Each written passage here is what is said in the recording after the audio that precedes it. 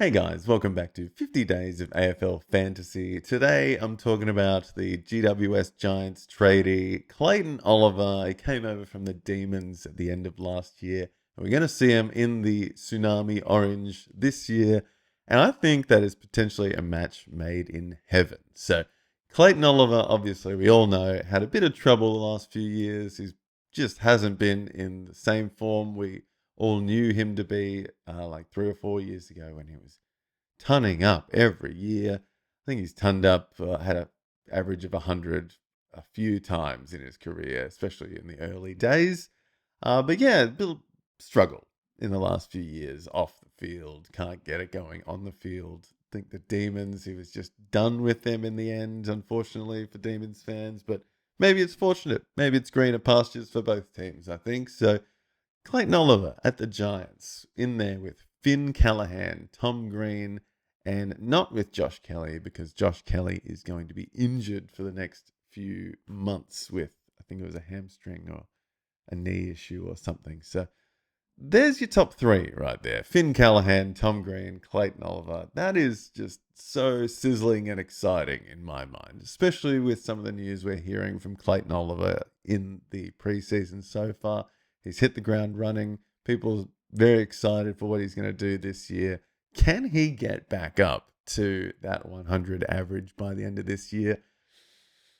I want to say he's going to get pretty damn close, and it's going to be better than the last 2 or 3 years for sure. I think the only way to go for Clayton is up mentally, physically.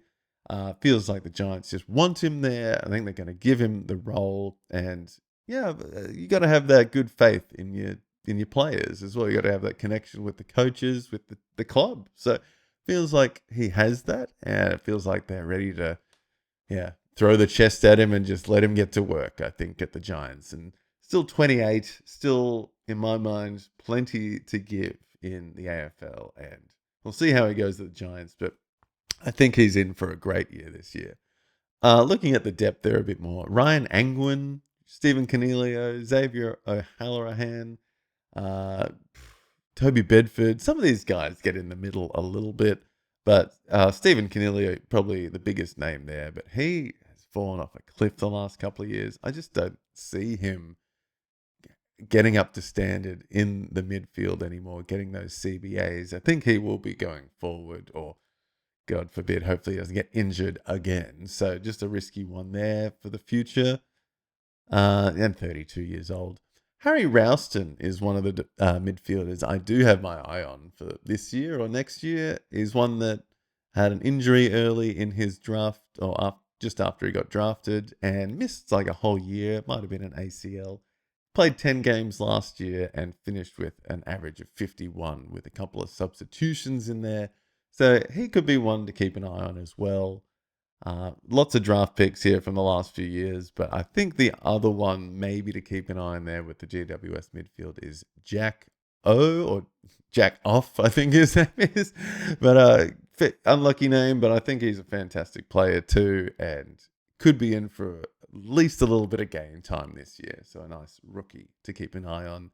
But yeah, Clayton Oliver, he was a stud a few years ago. He was a stud in like his second year in AFL level, and if he can get anywhere near close to that again, I think is worth a little bit higher draft pick than you think in drafts. Maybe not round 2 or 3, but God, yeah, I think he's going to get closer to the triple digits again. So I wouldn't be leaving him too late on draft day. Clayton Oliver could be in for a big one.